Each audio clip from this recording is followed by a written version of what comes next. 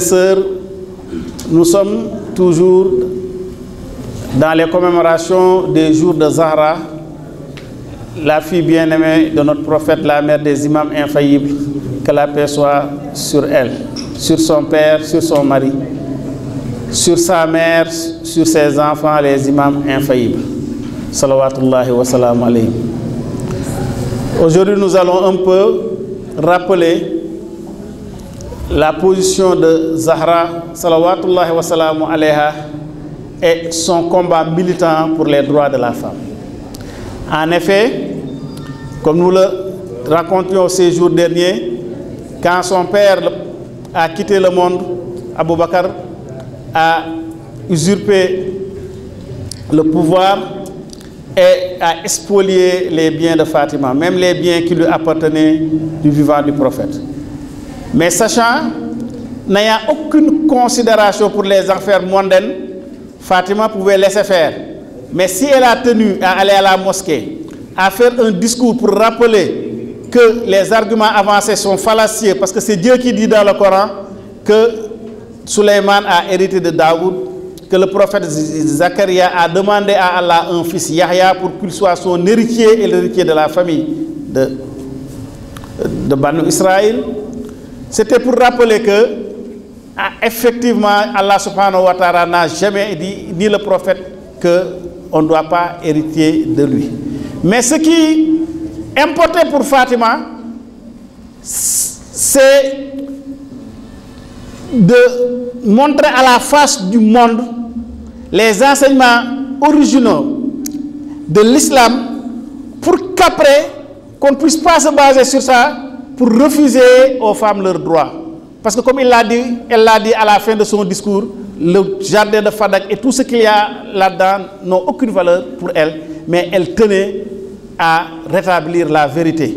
Parce que c'est Allah qui a dit dans le Coran, Muhammad n'est qu'un prophète comme les autres. S'il quittait ce monde ou bien s'il était tué, allez vous retourner sur vos pas, c'est-à-dire allez vous retourner à la période de l'ignorance. Et effectivement, c'est ce qui s'est passé, parce que les Arabes, avant l'islam, ne donnaient aucun droit aux femmes. Et quand le prophète Mohammed sallallahu wa sallam alayhi est venu et a montré quels sont les droits de la femme, en montrant que la femme, il n'y a pas de supériorité de l'homme sur la femme, ni de la femme sur l'homme, mais qu'ils sont complémentaires. Après le décès du prophète, ses compagnons qui ont pris le pouvoir ont voulu faire retourner les gens à la période de l'ignorance et nier les droits des femmes. C'est pourquoi Fatima avait fait son discours. Et d'ailleurs, c'était pour éviter les conséquences que nous vivons actuellement dans nos pays et dans beaucoup de pays sunnites. Quand un homme décède, elle ne reste qu'une femme comme héritière, on ne lui donne pas la totalité de l'héritage. On coupe ça en deux pour dire qu'une femme ne doit pas hériter entièrement de ce que son père a laissé si c'est une fille unique. Alors ce sont ces aberrations-là que Fatima voulait éviter et voulait corriger. C'est pourquoi elle a fait son discours dans lequel elle s'est présentée comme une militante des droits de la femme. C'est aussi pour cette raison que tous les racontards que les gens ont pris comme argent comptant, selon lesquels la femme a été créée de la côte de l'homme, et c'est pour cette raison qu'une femme ne peut jamais être droite, elle sera toujours courbée comme une côte. Tous ces hadiths-là ont été inventés pour nier la haute position de Zahra. Parce que Allah subhanahu wa ta'ala dit le contraire dans le Coran. Dans la sourate Nisaï, il dit: ô vous les hommes, je vous ai créé min nafsin wa'ida, d'une âme unique, wa khalaqa minha zawja, et de cette âme unique j'ai créé sa femme. Alors, si c'était vrai que l'homme a été créé à part de la femme, Dieu n'aurait pas parlé au féminin, parce que wa khalaqa minha, ça signifie de cette entité, de cette âme, j'ai créé ça. En réalité, ce qui s'est passé, selon l'imam Jafar Sadiq salawatullahi wa sallam alayhi, Dieu a créé un être qui était à la fois homme et femme, et par séparation, multiplication asexuée, ils se sont séparés. L'un est Adam et l'autre est Ève qui est la femme. C'est pourquoi l'homme n'est pas complet, la femme n'est pas complète. Pour que l'homme ou la femme soit complet, il faut qu'il se marie. C'est pourquoi Allah subhanahu wa ta'ala a rendu le mariage comme étant une sunna, une tradition des prophètes salawatullahi wa salam alayhi, mais un moyen pour que l'homme puisse trouver son complémentaire et que la femme puisse faire de même. C'est pourquoi Allah dit dans le Coran, vos femmes sont des couvertures pour vous et vous êtes des couvertures pour elles. Donc la femme est complémentaire de l'homme et l'homme est complémentaire de la femme. C'est pourquoi le prophète salawatullahi wa salam alayhi a dit, mariez-vous parce que celui qui se marie réalise la moitié de sa religion. C'est pourquoi, chers frères et sœurs, nous avons beaucoup de choses à apprendre de la vie de Fatima Zahra salawatullahi wa salam alayha, y compris le fait que les femmes, aussi bien que les hommes, ne doivent pas négliger les actes d'adoration, ne doivent pas négliger les prières.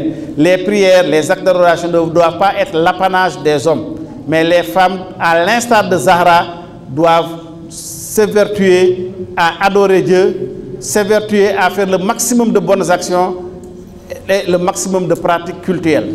C'est pourquoi même l'imam Jafar Sadiq salawatullahi wa salam alayhi a dit que même quand la femme est en période de règle ou bien en période de lochise, il lui est interdit de prier, de jeûner, d'entrer dans une mosquée et de stationner dans cette mosquée, de toucher les écritures du Coran, de toucher les noms du prophète et des saints imams. Mais à cette période où la femme est impure, elle ne doit pas laisser le rappel de Dieu, le zikr, elle ne doit pas rester, elle doit, quand l'heure de la prière arrive, faire ses ablutions, s'asseoir face à la Qibla et répéter les noms de Dieu, faire le zikr, faire des salawat ala Muhammad wa ala Muhammad, faire des subhanallah, le nombre de minutes qu'elle mettait pour prier. Et l'effet de cette action sera que quand elle sera pure, elle n'aura aucun problème pour redémarrer sa prière, à respecter les heures de prière. Mais en général, les femmes ou bien les filles qui ne font pas ça, en général, quand elles terminent leurs règles ou bien leurs rochers, elles mettent beaucoup de temps à recommencer. C'est pourquoi il ne faut jamais couper le lien qui vous lie à Allah subhanahu wa ta'ala. Et Zahra salawatullahi wa salam alayha, son père aussi lui a donné une invocation que tout le monde doit s'évertuer à faire. Parce que le prophète salawatullahi wa salam alayhi a dit que cette invocation-là règle tous les problèmes de ce monde et dans l'autre monde. C'est le tasbi'atu Zahra. Et nos imams et nos savants ont dit que s'il y avait une invocation meilleure que celle-là, c'est cette invocation que le prophète aurait donnée à Zahra, sa fille. Mais c'est parce que c'est la meilleure des invocations que le prophète a donné cette invocation à Zahra. Il s'agit, après chaque prière, de faire 34 Allahu Akbar, 33 Alhamdulillah, 33 Subhanallah. Et dès que le prophète a donné cette invocation à Zahra, elle est allée directement au tombeau de Hamza, elle a pris de l'argile, elle en a fait des boules et elle a créé le premier chapelet. Le premier chapelet, comme ça, qu'on a connu dans l'histoire de l'islam, a été fabriqué par Fatima Zahra après que son père lui a donné cette invocation qu'on appelle Tasbih Zahra. C'est pourquoi les ennemis de la famille du prophète n'aiment pas le chapelet. Parce que Shaitan n'aime pas le chapelet.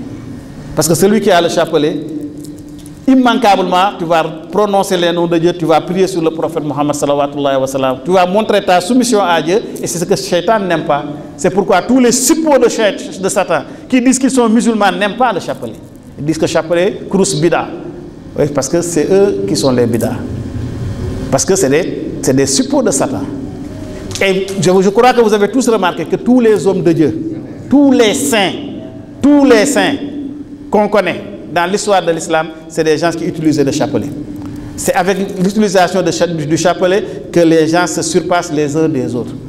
Parce que ce qui fait la force de l'homme, ce qui fait que l'homme puisse évoluer sur le plan spirituel, c'est le zikr, c'est le rappel de Dieu.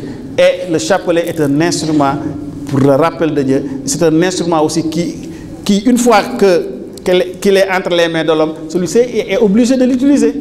Donc il faut toujours avoir le chapelet avec soi parce que ça vous rappelle Allah subhanahu wa ta'ala, ça vous rappelle le prophète, ça vous rappelle la famille du prophète salawatullahi wa salam alayhi ajmaïn. Chers frères et sœurs, voilà un peu quelques aspects de la vie de Zahra et quelques enseignements qu'on peut tirer pour nous-mêmes, pour notre éducation spirituelle et pour notre comportement de tous les jours. Là où je vais terminer, pour nos frères et pour nos sœurs, c'est leur dire qu'il faut toujours prendre exemple sur Zahra, salawatullahi wa salam alayha. Parce que vous savez que dans l'islam, les travaux ménagers ne sont pas obligatoires. Parce qu'il n'est pas obligatoire à la femme de faire à manger pour son mari, ni de laver ses habits, ni de même de laver les habits des enfants, ni même de balayer dans la maison. Ça, c'est pas obligatoire. Mais Zahra, la fille du prophète, a tellement travaillé, a tellement lavé, pilé, cuisiné, qu'elle avait les mains qui étaient devenues dures. Un jour, l'imam Ali l'a vu, son mari, il avait pitié d'elle.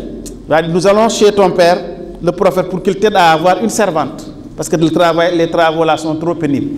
Quand ils sont arrivés, dès qu'ils sont arrivés en face du prophète, lui qui savait lire dans les consciences, leur a dit, Fatima, continue les travaux ménagers.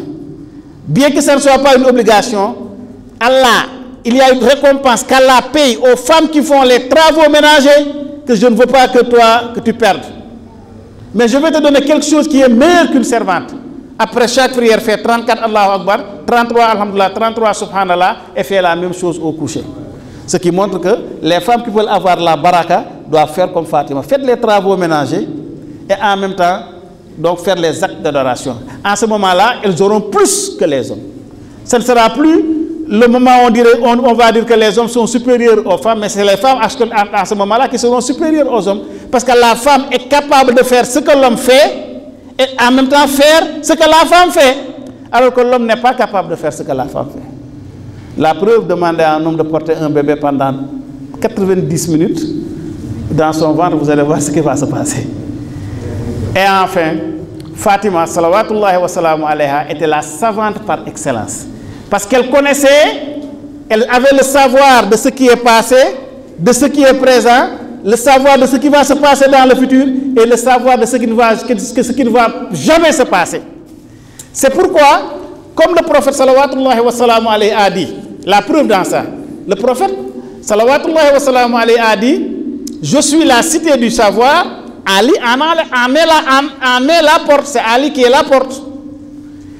Mais si le prophète dit, salawatullahi wa salamu alayhi wa alihi tayyibin tahir, je suis la cité du savoir, et en même temps il dit, Fatima est une partie de moi.